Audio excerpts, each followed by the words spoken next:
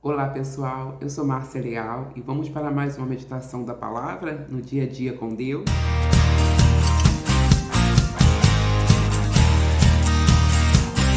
Hoje estaremos lendo no Evangelho de João, capítulo 4, a partir do verso 19, dizendo: Senhor, disse-lhe a mulher, vejo que tu és profeta. Nossos pais adoravam neste monte. Vós, entretanto, dizeis que é em Jerusalém o lugar aonde deve adorar. Disse-lhe Jesus: Mulher, podes crer-me, que a hora vem, quando nem neste monte, nem em Jerusalém adorareis o Pai. Vós adorais o que não conheceis. Nós adoramos o que conhecemos, porque a salvação vem dos judeus. E aí, continuando, o verso 23 diz: Mas vem a hora, e já chegou, em que os verdadeiros adoradores adorarão o Pai em espírito e em verdade, porque são estes que o Pai procuram para seus adoradores. 24. Deus é espírito e importa que os seus adoradores o adorem em espírito e em verdade. Nós estamos aqui lendo no contexto, que conhecemos bem, de João 4, quando tem o encontro Jesus com a mulher samaritana junto ao poço de Jacó. E aí, nesse encontro, aquela mulher que foi para buscar uma água, não é? Ela encontra Jesus. E ali, o próprio Jesus começa um diálogo com aquela mulher. E aí, naquele diálogo, ele pede água porque Jesus ali, não é? A Bíblia diz, e aqui relata, que ele parou naquele poço, cansado da viagem, os seus discípulos foram comprar comida e ele ficou ali. E nós sabemos que todo esse contexto, o próprio Jesus, né, ali, seria realmente para que houvesse esse encontro. E para que esse encontro, né, com aquela mulher viesse a gerar uma salvação, viesse gerar um movimento espiritual na vida daquela mulher. E não é diferente conosco hoje, porque Jesus, ele quer ter encontros conosco. E esses encontros, nós que temos a ele como Senhor e Salvador, através do Espírito Santo, nós temos encontros na oração, no convívio com ele, né? E aí, o que acontece? Acontece que realmente, Jesus ali, assentado naquele poço, a mulher chega para buscar a água, né? Para saciar as suas necessidades.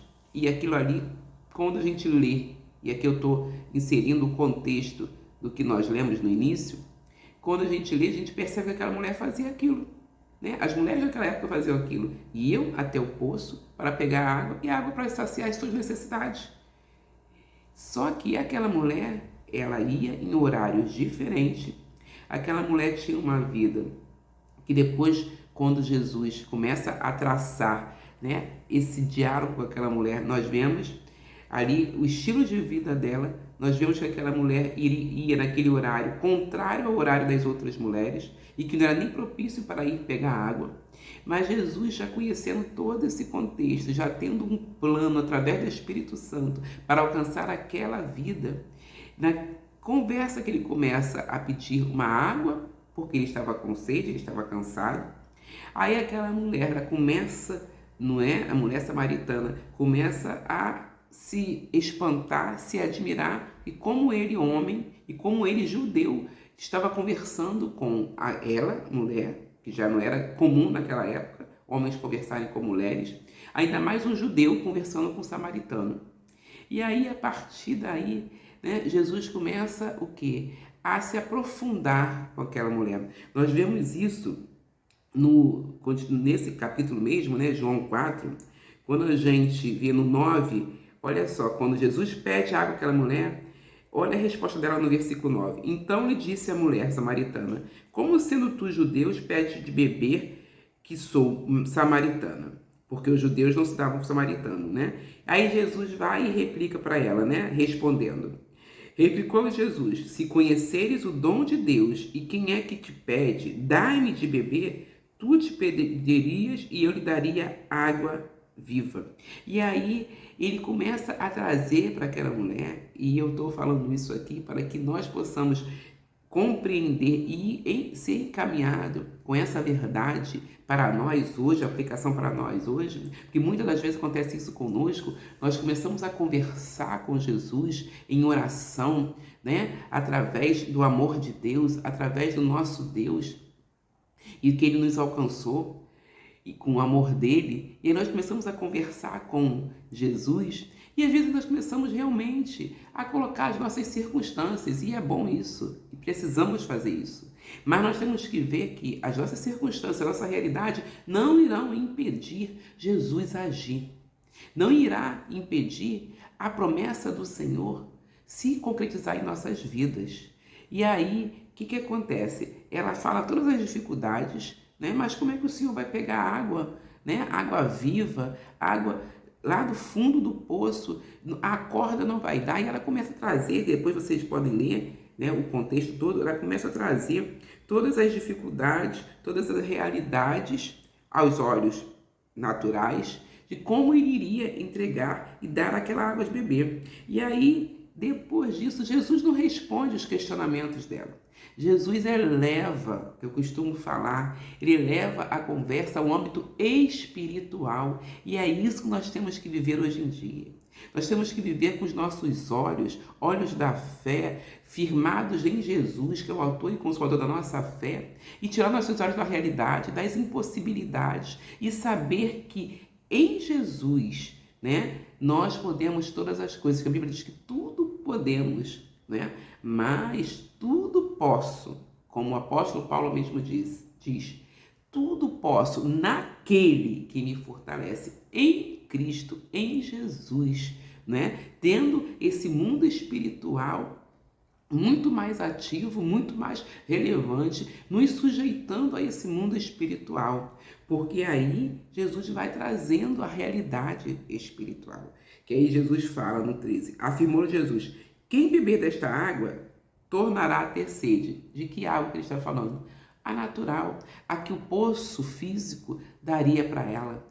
Mas Jesus estava falando de uma água mais profunda. Jesus estava falando do mundo espiritual, do reino de Deus, da própria vida dele, do que ele veio fazer para nos resgatar, para nos dar vida e vida em abundância.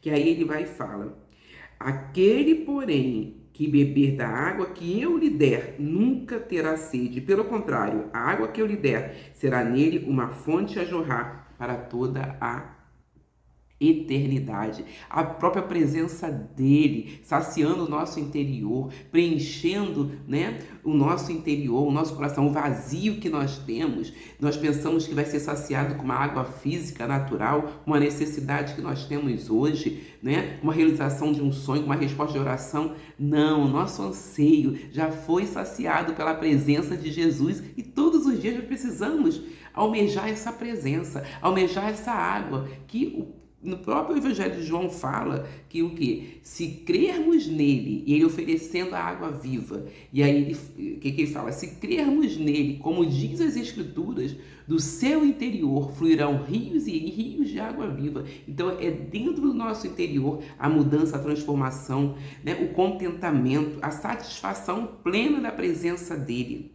E aí essa mulher vai e reconhece: Senhor, me dá dessa água para que eu não venha voltar de novo a buscar a água que não me sacia.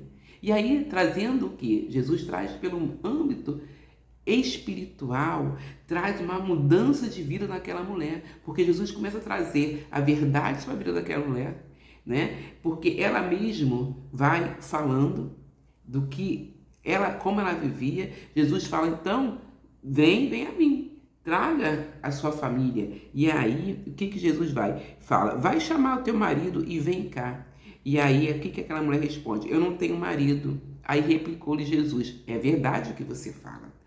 Você realmente bem disse, não tem marido, porque 5 maridos já tivesse, e esse agora que está contigo não é o seu marido, né? Que aí ele fala: esse que agora tens não é teu marido. E aí ele vai falar, isso você disse verdade, essa é a realidade da sua vida. Essa vida que precisa de uma transformação, precisa, né, da intervenção de Deus. E aí ela reconhece. Quando Jesus traz, né, e a palavra de Deus é confronto nas nossas vidas, traz a nossa realidade, mas traz a nossa realidade para que nós possamos o que sermos transformados, curados, resgatados por Ele. E aí ela reconhecendo isso, ela começa a trazer o quê? Aí essa mulher vem, né, ao nível que Jesus quis trazer ela. Ela sai do nível natural e ela vem e começa a pedir, Senhor, é o que nós lemos, né, no início, aonde nós temos que adorar. Por quê? Porque os samaritanos dizem que é nesse lugar. Os judeus dizem que é lá em Jerusalém. Aonde? E ela começa já a querer o quê? Já o mundo espiritual. E é isso que nós precisamos.